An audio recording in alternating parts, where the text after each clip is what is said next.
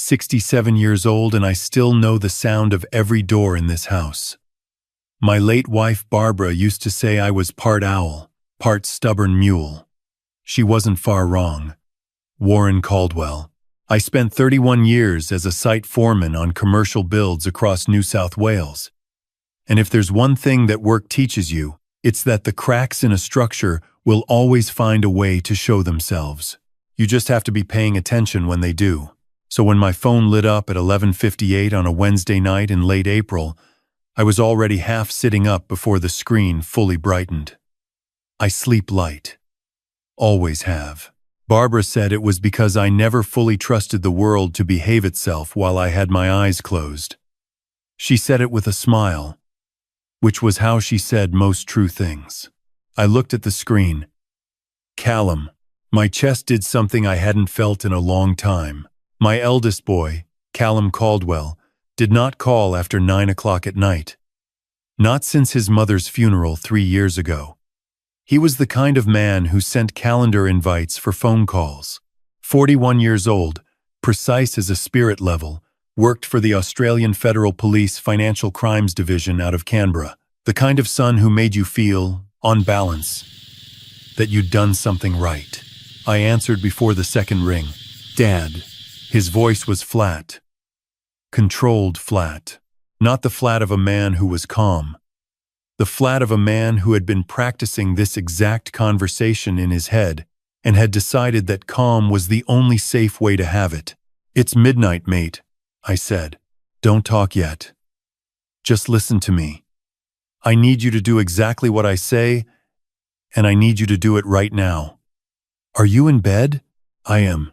Get up. Don't turn any lights on. Leave your phone on silent. Not vibrate. Silent.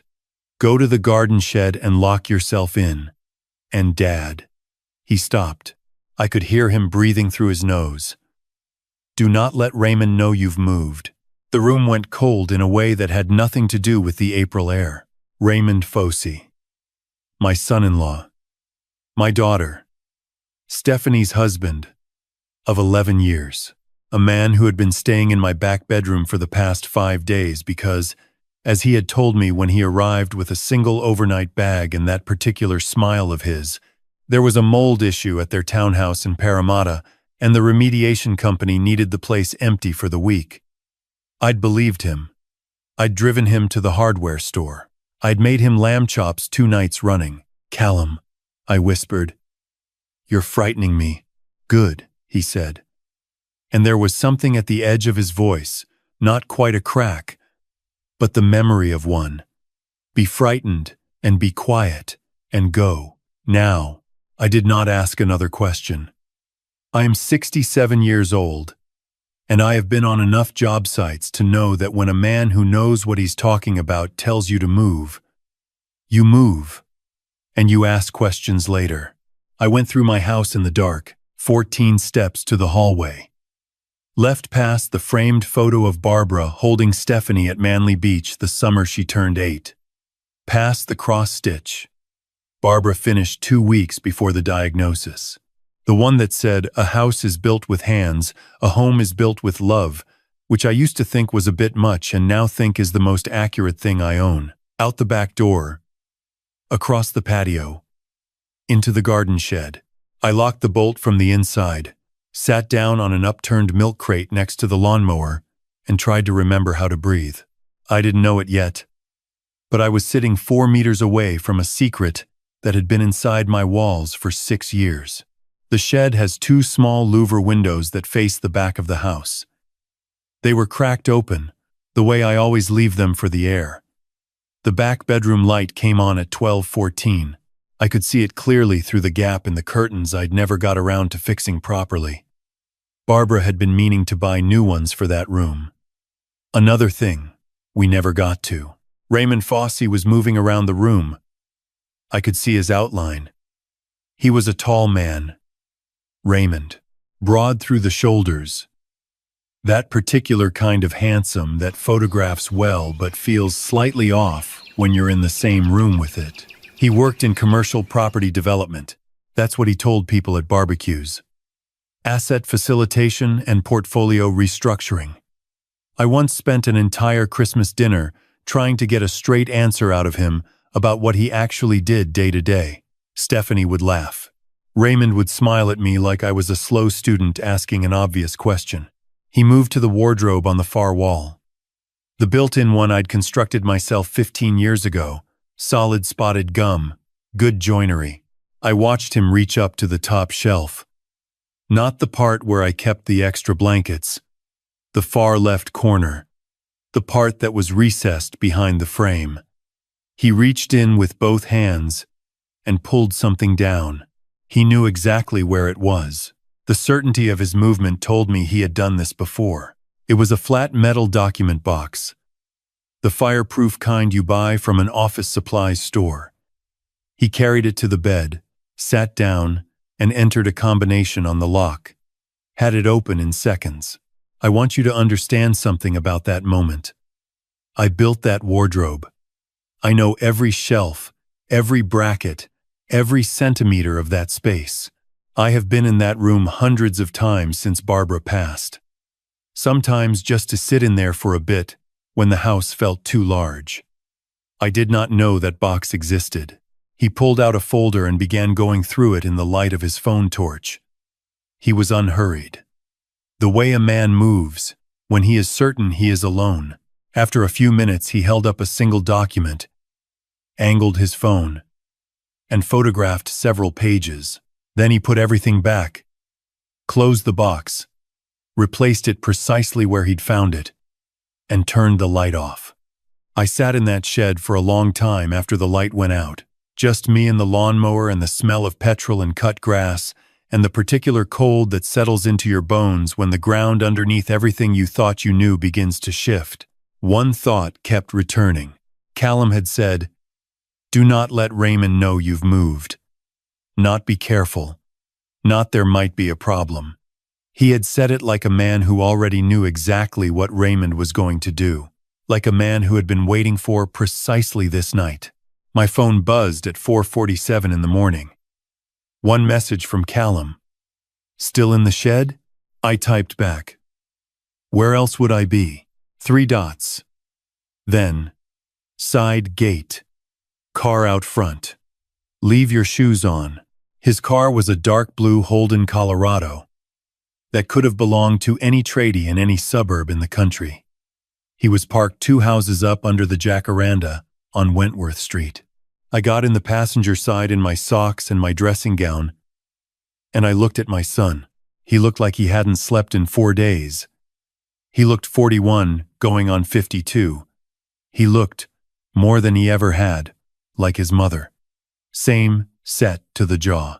Same eyes that didn't waste time on anything that didn't count. "I made that man lamb chops," I said. He blinked. "What?" 2 nights running, Callum. I let him use my good scotch. I drove him to Bunnings. Something moved across his face. Not quite a smile. The echo of one. "I know, Dad. You could have warned me sooner," he said. I couldn't, and I heard the weight behind it. The legal weight.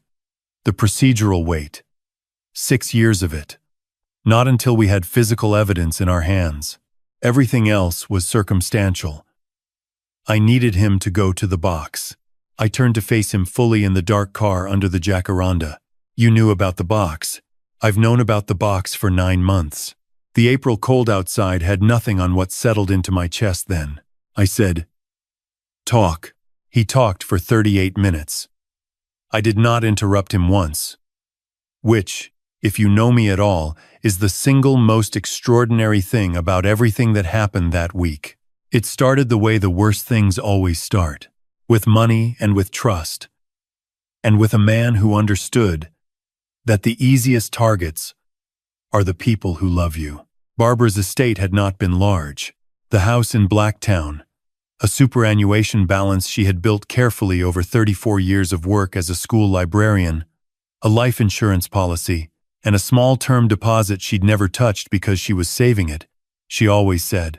For when Stephanie and I want to do something proper, total value somewhere around $480,000. Not a fortune. enough to matter.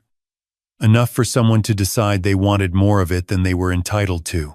The will Barbara and I had signed together in a solicitor's office in Penrith in 2017, the year after her first surgery, when we sat across from each other and held hands and tried to be practical about something neither of us wanted to be practical about, that will divided everything cleanly. The house to me, to be held in trust and split equally between Callum and Stephanie when I was gone. The superannuation and the insurance and the term deposit split 3 ways between me, Callum, and Stephanie, with $20,000 set aside for Donna Ferraro, Stephanie's closest friend since year 7, who Barbara had loved like a second daughter. That was the will. The will that was lodged for probate after Barbara died was different. Callum's portion had been reduced to a nominal amount, $15,000. A number just large enough to avoid the appearance of complete erasure. The remainder of his share had been folded into Stephanie's entitlement, which meant, in practice, into Raymond's. How? I said. Just the one word. Raymond had a contact at the probate solicitor's firm, a legal clerk who had been paid to swap the filed document. The original had been removed from the system and a substituted version lodged in its place. Raymond had kept the original, Callum believed, as insurance. Against who? I asked. Against Stephanie. In case she ever became a problem for him. I sat with that. Raymond Fossey had kept a document that could destroy him as a way of keeping his own wife in line. I filed that in the part of my mind labeled things I will deal with later so I don't put my fist through this dashboard. And the charges against you? I said. Callum had been suspended from the AFP 18 months earlier. Misconduct allegations. A complaint filed anonymously with the AFP Professional Standards Unit, claiming he had leaked confidential case information to a target under investigation. The allegation had come from nowhere, moved through the system with unusual speed, and landed on Callum's desk like something that had been built rather than discovered. He'd been cleared 11 months later. But 11 months is long enough for a career to take on a different shape. Long enough for a man to understand that the allegation had not been random. Raymond had a contact at a mid-tier property consultancy in Sydney. They had constructed a paper trail, fabricated communications, an email chain that looked, at first glance, like evidence of exactly what was alleged, filed through a third party so it couldn't be traced back in a straight line. He did this before Stephanie's birthday trip, Callum said. The one Raymond organized to Bali in 2018. He had the complaint ready to file before they even boarded the plane. That landed like a steel cap boot to the sternum. Raymond Fossey had planned my son's professional destruction as background preparation for the years that followed Barbara's death. He had sat at my Christmas table with his arm around my daughter and eaten my food and pulled crackers and laughed at my jokes, and the whole time there had been a calculation running behind those eyes. Why didn't you tell me? I asked. After you were cleared. After you knew. Why am I finding out in a garden shed at 5 in the morning? Callum looked at me for the first time since he'd started talking. Because you would have told Stephanie. Silence. And Stephanie would have gone to Raymond. More silence. And Raymond would have run. Or worse. He had leverage, Dad. On the clerk. On the consultancy contact. On at least 3 other people connected to the scheme. If he felt the pressure coming early, before we had everything, people could have been hurt. I needed him comfortable. I needed him walking around, thinking he'd already won. He almost smiled. So we waited for him to come to us. You used my house, I said. I used his arrogance. Your house was just where his arrogance lived. I wanted to be angry at him. I picked up the anger and tried it on. And it didn't fit right. Because underneath everything, underneath the 5 days of lamb chops and borrowed scotch and 38 months of watching my son navigate the aftermath of something that had been done to him deliberately, underneath all of it was something that felt, God help me, like the specific pride you feel when someone you raised does something exactly right. What happens now? I asked. Callum reached into the folder on his lap and produced a printed page. He held it toward me in the gray morning light coming through the windscreen. It was a flyer. Stephanie's handwriting on the heading. I'd recognize it anywhere. The big looping capital letters she'd had since primary school. It read, Raymond and Stephanie Fossey, 11th anniversary dinner, Saturday 29th April, Catalina restaurant, Rose Bay, 7 p.m. All our favorite people. Dress nicely. We're going to let him enjoy the entree, Callum said. I looked at my son. Then he took the page back and placed it carefully in the folder. And then we finish it. I nodded slowly and looked out the windscreen at my house. The garden shed. The jacaranda, dropping purple flowers onto the bonnet of the car. 32 years of my life sitting there in the Blacktown gray. Donna's going to be at that dinner, I said. It wasn't a question. Stephanie had mentioned it 3 days earlier over the phone. Donna's flying up from Melbourne. Dad, it'll be so good. You should come. I'd said I'd think about it. I'd had no idea what thinking about it was going to turn into. Callum glanced sideways at me. She's been briefed. My eyebrows went up a fair way. Donna's known for 7 months. She helped us verify the original document. She remembered details about what Mum had told her about the will, specific conversations that we couldn't establish from the paper trail alone. I thought about Donna Ferraro, sharp, careful, the kind of woman who listened more than she spoke. Barbara had always said she was the most genuinely loyal person Stephanie had ever chosen to keep in her life. Barbara, as usual, had been right. Go home and sleep, Callum said. Saturday night is going to be long. I got out of the car and stood on the footpath in the early morning in my dressing gown and my socks with the jacaranda petals coming down. Cal, I said. He looked up through the window. She knew, didn't she? Your mother. She knew something wasn't right about Raymond. He held my gaze for a long moment. Then he reached over and put the car in drive. Get some sleep, Dad. He pulled away before I could say anything else. And I stood there and watched the taillights go and thought that maybe that was its own kind of answer. I walked back through my house, past Barbara's cross-stitch, past the Manly Beach photo, down the hall to the kitchen. Somewhere in the back bedroom, Raymond Fossey was asleep, dreaming whatever it is men like him dream about when they think they've already won. Saturday was coming, and I was going to be there. And this time, nobody was getting lamb chops.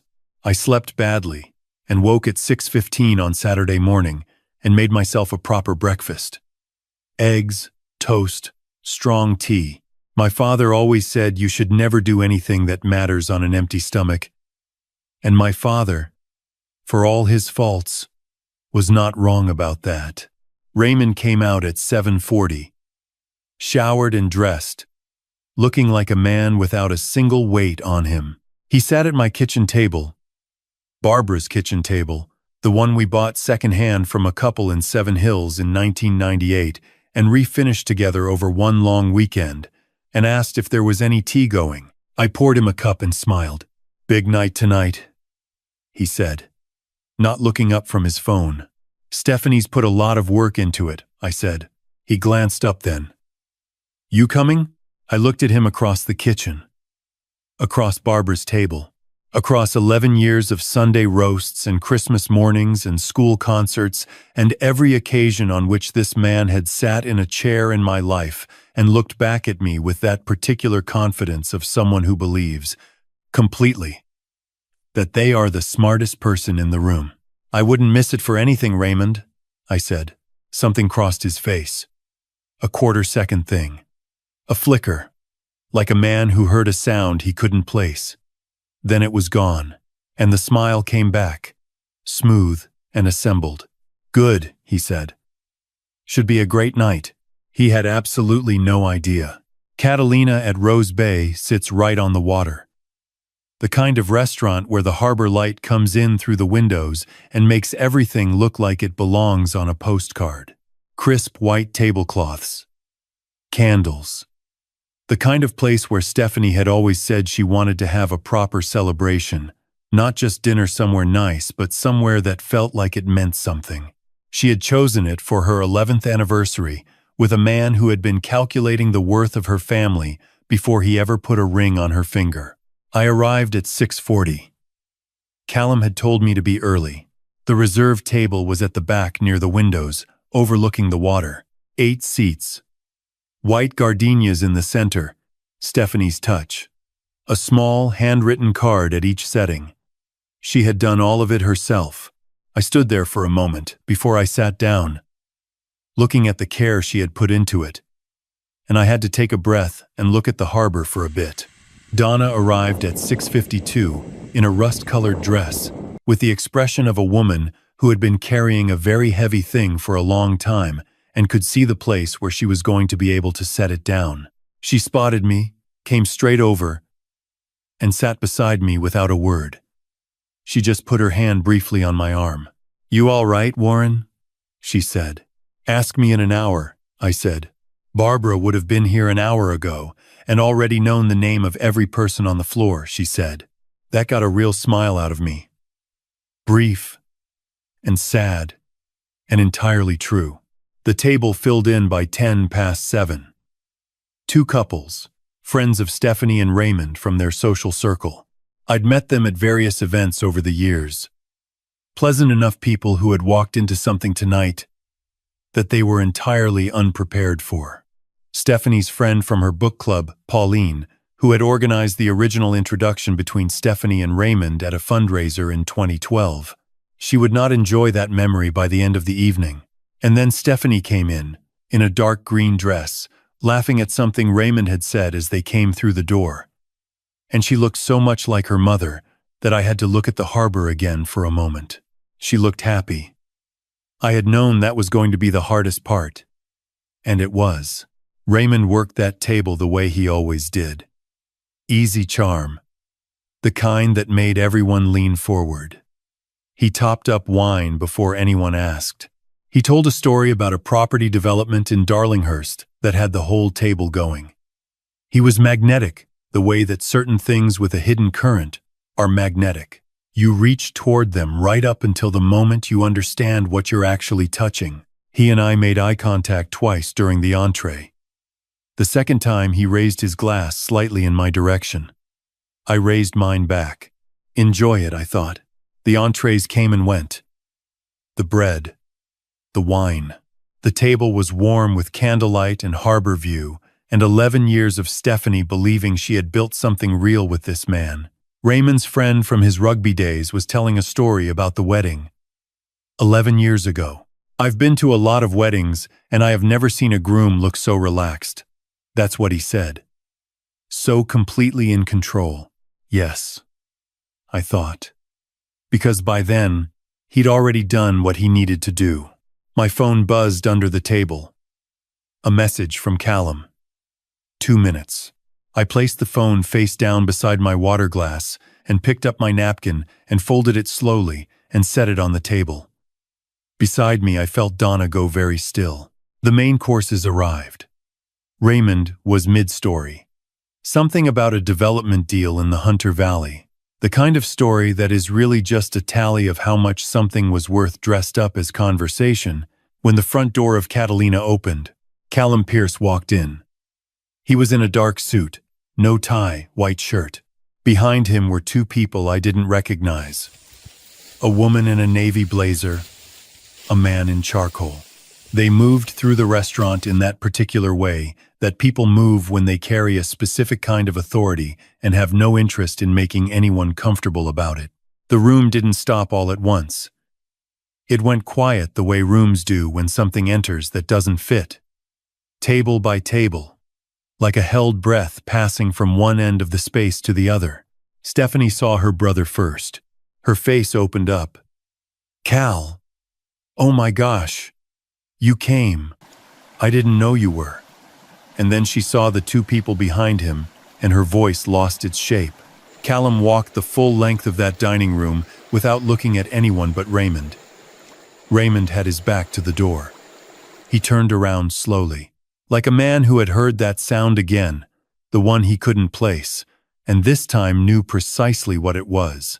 I watched 11 years of composed confidence leave Raymond Fosse's face in a single second. Just 1 second. Pure. And unguarded. And expensive. There you are, I thought. There's the one you've been hiding.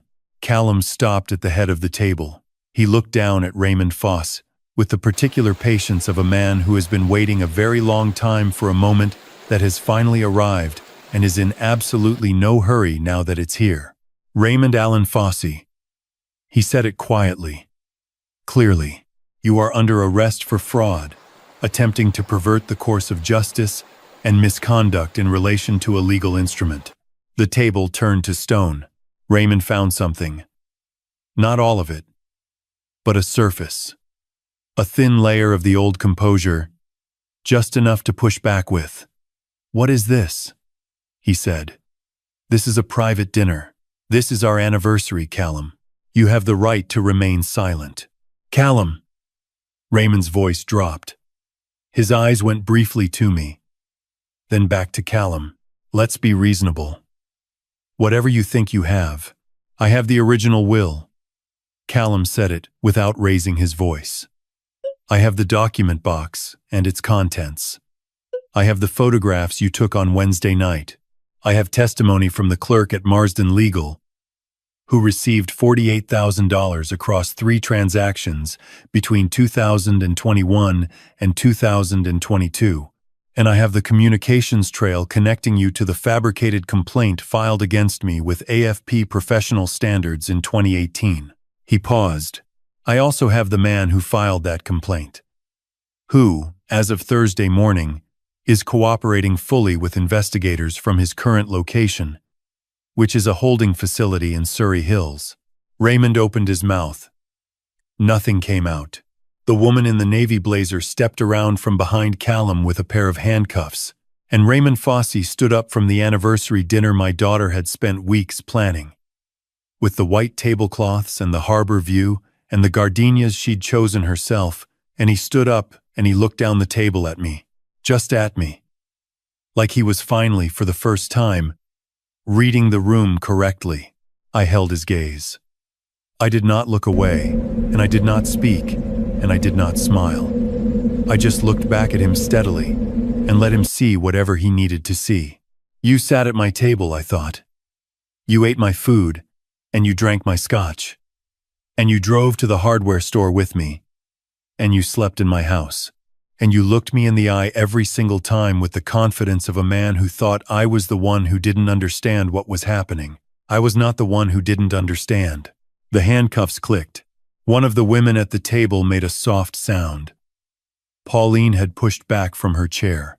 The couple from Raymond's social circle were looking at each other with the expressions of people trying to work out how much they knew and whether any of it could be considered connected to them. Stephanie had not moved.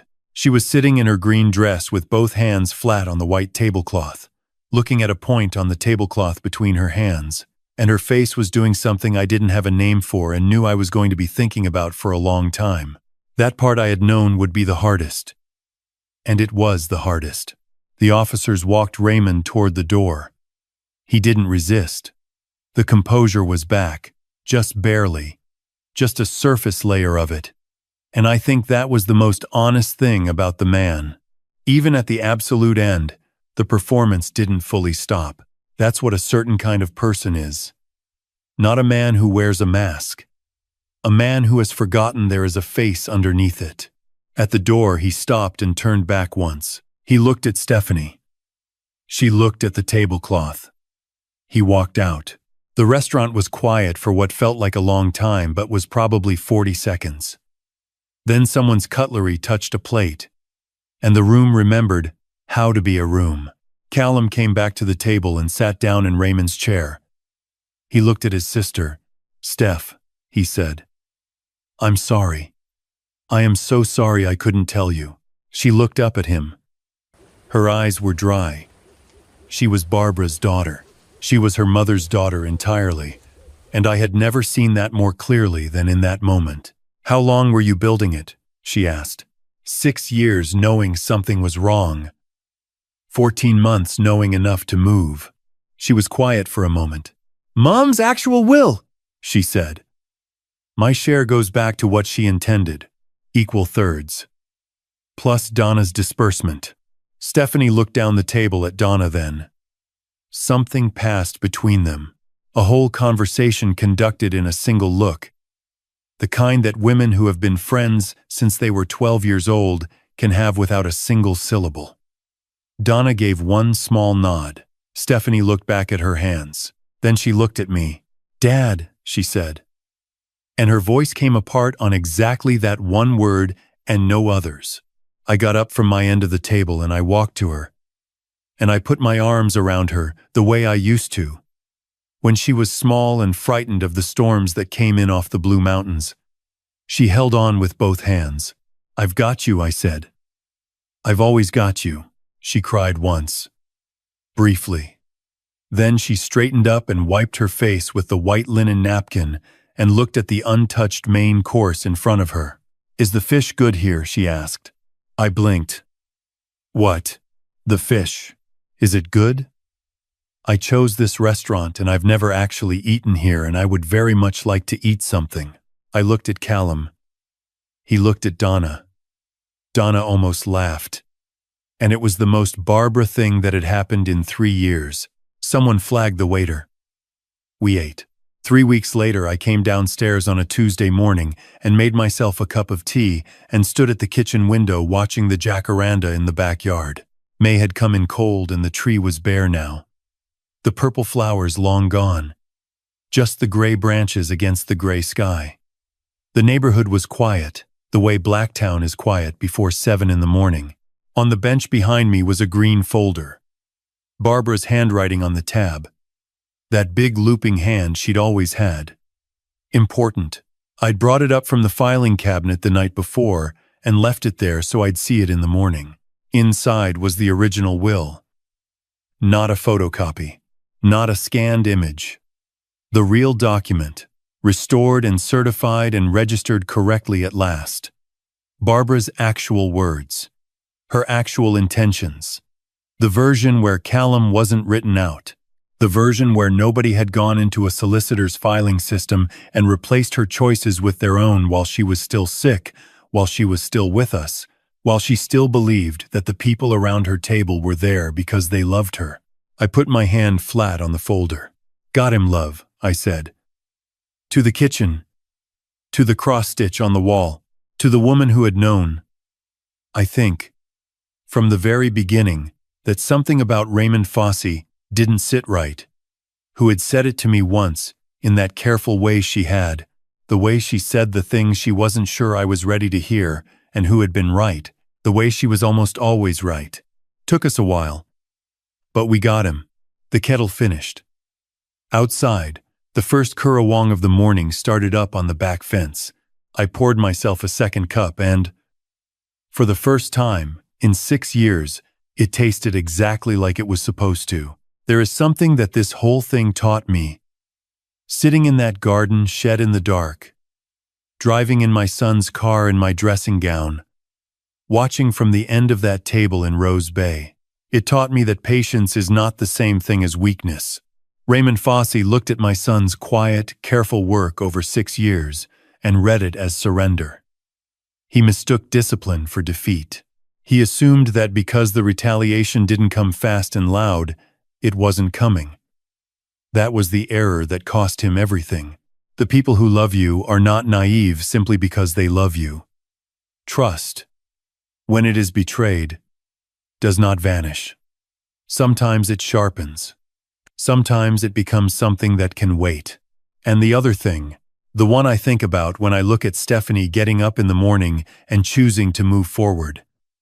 Choosing to rebuild. Choosing to decide that what comes next is worth more than what was lost. The mark of a person's character is not what they do when things are easy.